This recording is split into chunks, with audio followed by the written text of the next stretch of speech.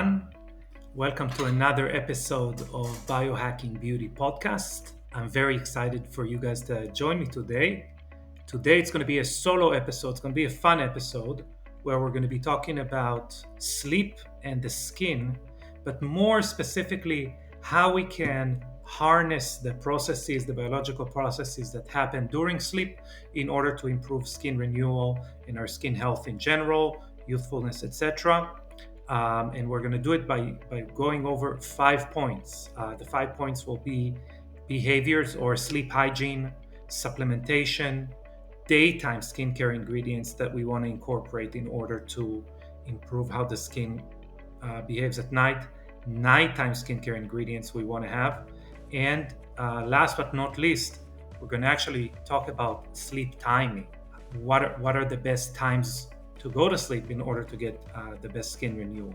So I'm very excited for today's episode. I would just like to remind you that it would greatly help us if you took 2 seconds out of your day and subscribed to our podcast in whatever form you like best, audio, your favorite podcast app, or video through YouTube. And that is not only going to make sure that you don't miss an episode and the information that we provide here, but it also makes sure that other people are exposed to this information and improves the algorithm of the podcast. Last but not least, I would like to remind you that this podcast is brought to you by the company that I'm a co-founder and CEO of, which is called Young Goose, the world's first biohacking skincare company, where we aim to lower the functional age of the skin and then ask the skin to do specific things like regenerate, renew, reduce wrinkles, pigmentation, laxity, rosacea, acne. So check us out at younggoose.com. But without further ado, let's get into today's episode. So what we're talking about today is sleep, but more specifically, how do we engineer our sleeping habits to improve our skin rejuvenation or our skin health? We've had episodes on sleep in the past. In the Biohacking Beauty podcast, we are planning to have a few in the future. So sleep is very important to us, obviously as human beings, but also to convey the importance of. What we're going to do today is going to be very, very specific, very concise, 5 point do kind of to-do list to make sure that you're doing it well in order for us to have our products work the best for your skin, but not only our products in general.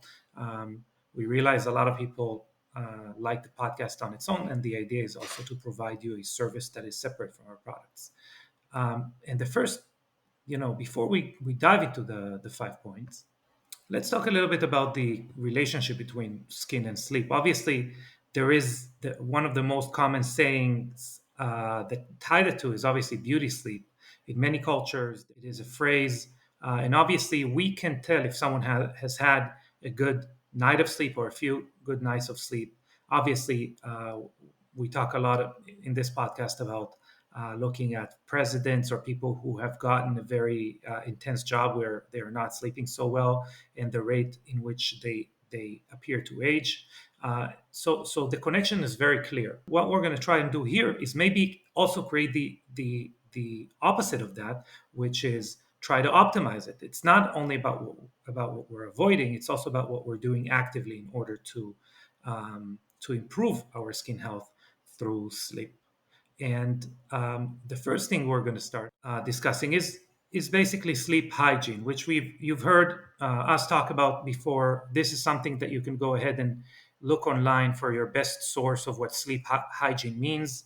But basically, it means to cultivate a set of habits that promote good sleep in general. That's obviously the first point in our 5 point framework.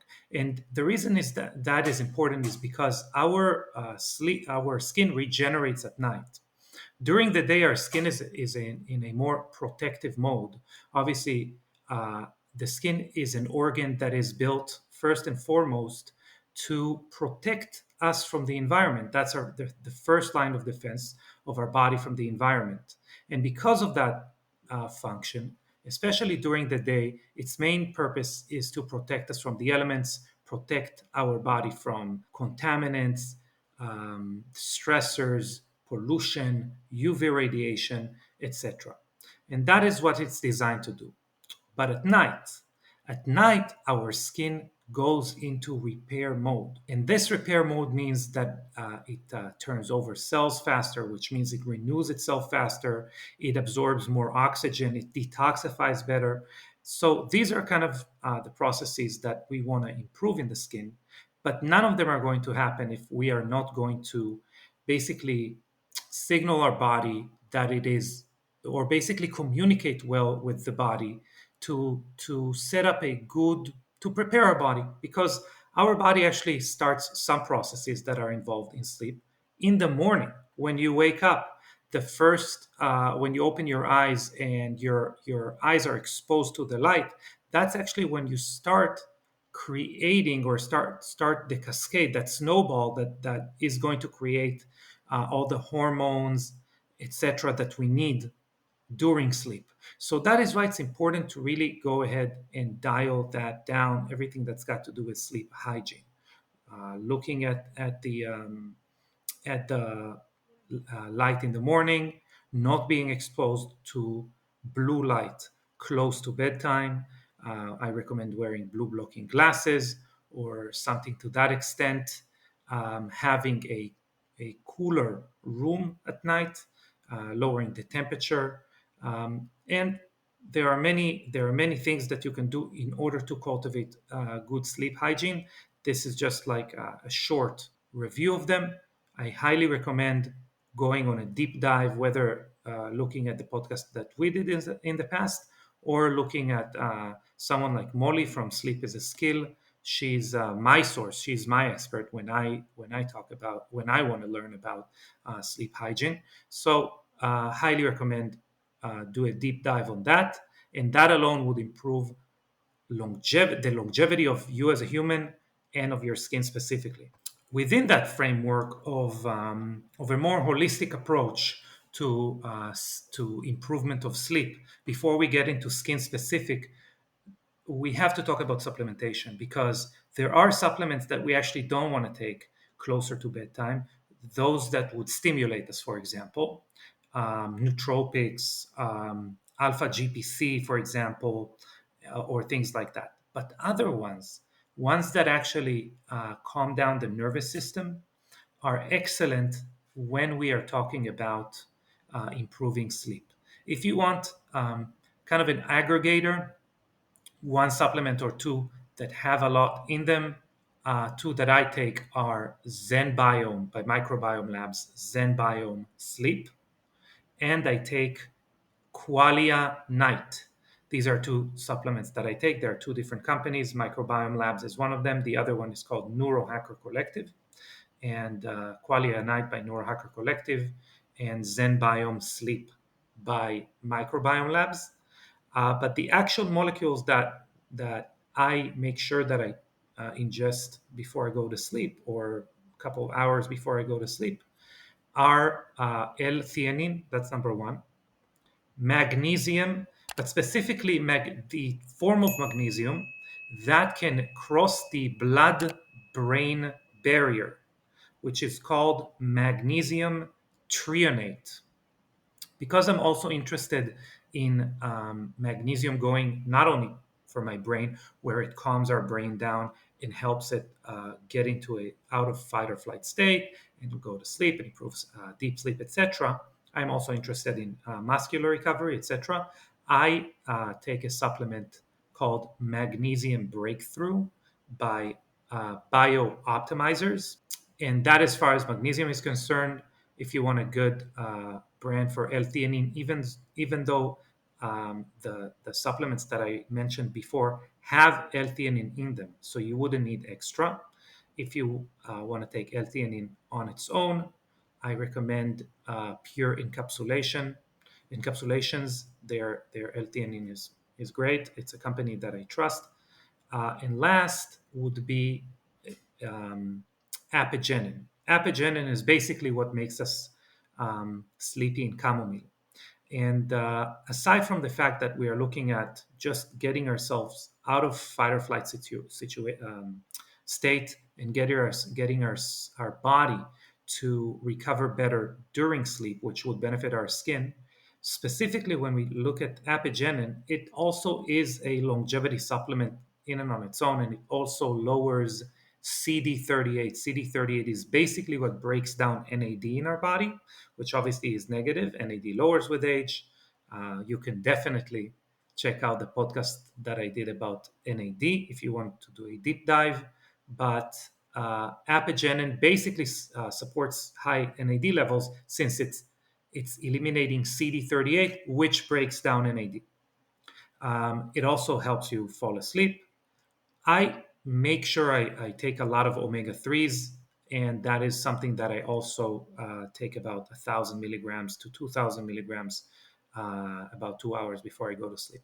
So that's as far as supplementation. If I've had a larger meal, 2 3 hours before I go to sleep, which I try not to. I also take digestive enzymes. I like Mass Zymes by Biooptimizers. Um, but that is if I ate a heavy meal, because we don't want to go to sleep on a full stomach. So that's about supplementation. That would be more of a holistic approach. What we can also do if we are living in a big city, if we're exposed to pollution, you could also supplement. We're going to talk about antioxidants, topical antioxidants in a second. But if you wanted to improve that detoxification effect of your skin, you can also take something called C60. My favorite brand is by a company called Wizard Sciences. So check them out. Not a cheap supplement by any stretch of the imagination, but definitely an extremely strong antioxidant that would work for our entire body. The third point that we're going to touch on is actually what we're putting on our skin during the day in order to improve how our skin renews itself overnight.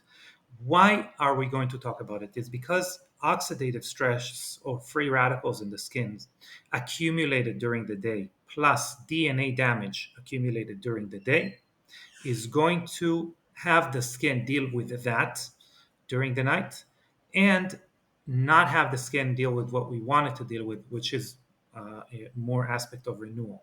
And that is why we want to make sure that we first and foremost use a sunblock um, during the day.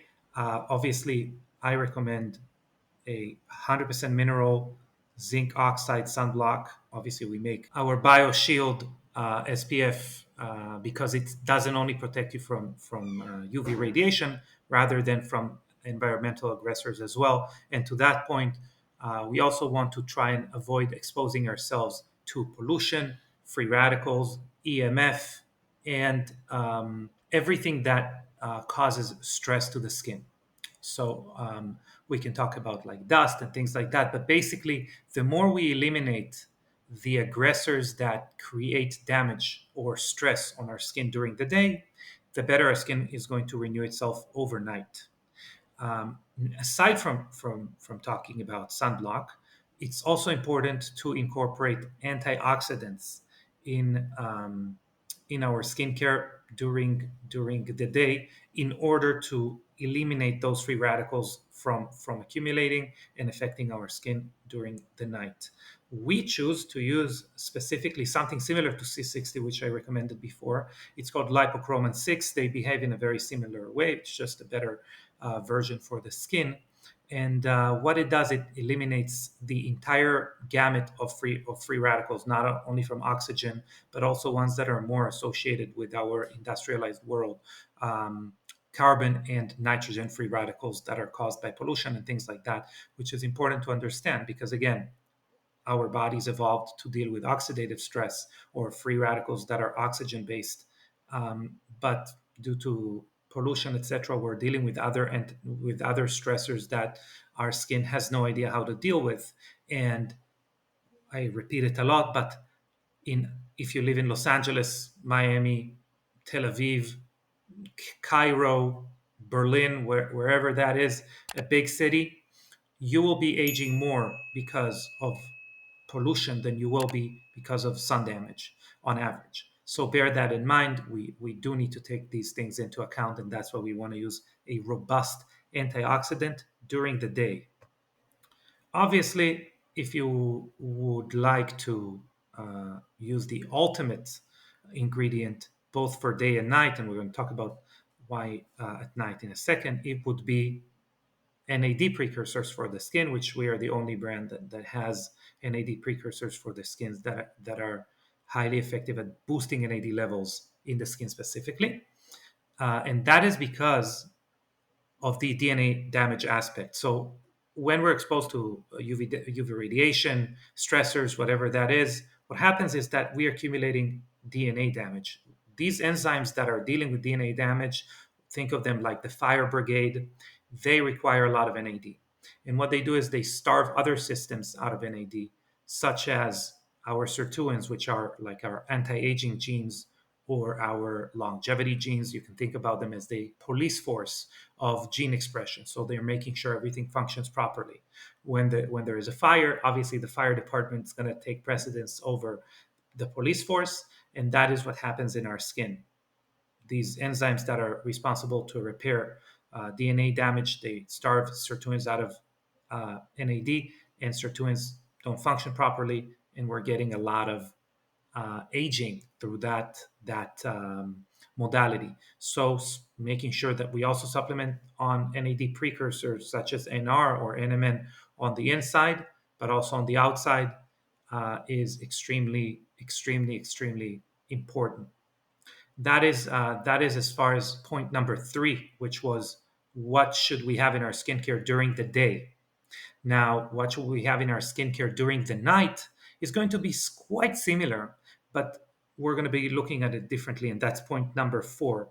So, point number four is nighttime skincare. So, as I said before, nighttime is when our skin goes into renew mode. It cycles oxygen more, it cycles nutrients more, and we want to support those processes as much as we can. First, I mentioned before that we're going to talk about it when we're talking about nighttime antioxidants. Again, we use lipochromin 6, very, very active forms of vitamin C. And the reason is because what they allow our skin to do at night is deal with not only free radicals, but also toxins and allow the skin to detoxify, which is very important to do at night, especially if we have used those ingredients that I mentioned during the day. It is even more important. As far as vitamins are concerned, we want to look at vitamins A, B, and C is also there, and I'm going to talk about it in a second. Not all vitamin C's are equally as effective. So, vitamin A, retinol. Why do we want it at night? First of all, retinol can make us sensitive to the sun. So, obviously, that is why we're using it at night, first and foremost. But it also is the one ingredient that we like most to increase cellular renewal, cellular turnover when cells renew themselves. The reason is because it also activates longevity pathways, and that is something that more and more research is showing now how it activates those longevity pathways. Again, the challenge with retinols are they damage our skin barrier, and that is why we have to use very good lipids with them. We have to use something that helps the skin deal with that damage to the protective layer. We've invested years in research how to do it. It's Young Goose came out with bioretinol, which eliminates that aspect of retinol with all the benefits of retinol. But again, you could use whatever you are using. Just make sure you are creating this combination, whether with us or without us. Second is B vitamins. So I did mention NAD precursors such as NR and NMN, which we use. They're types of vitamin B3. So these are very, very important. Aside from that, also vitamin B5 is very important for the skin, especially if you're dealing with any type of pigmentation, laxity, lack or dullness, lack of brightness, etc. Those B vitamins, vitamin B3, B5, are highly effective at helping the skin renew itself in that aspect.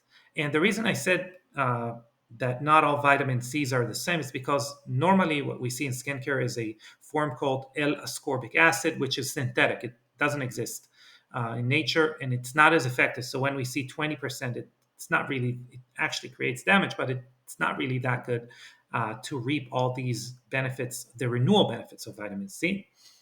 We use two versions predominantly. One is THD, it's oil based, it's in our Pro Care serum, and the other is it's called MAP. It's it's water soluble, and that's in our BioC peptide spray. So these are two versions which are much better.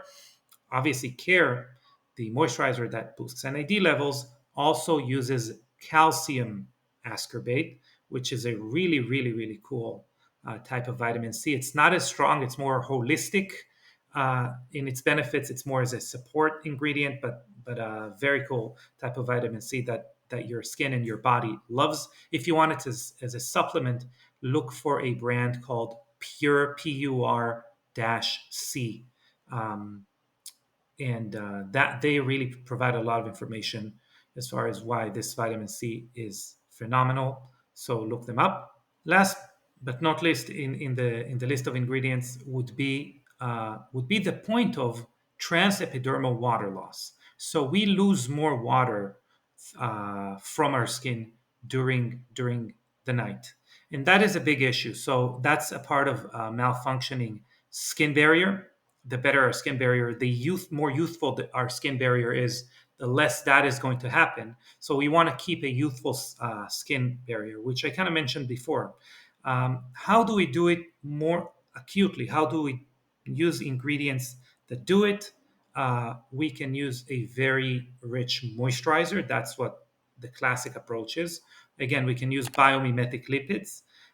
We can also, what we did with our hyperbaric mask, which was designed for that, among other, to support other processes during sleep, which we talked about, these antioxidants, collagen renewal, cell turnover, etc. One of the ideas there was to create a very, very intense skin barrier to prevent transepidermal water loss, and that we do with a very type with a type of glycerin that's an organic type of glycerin that does it very well.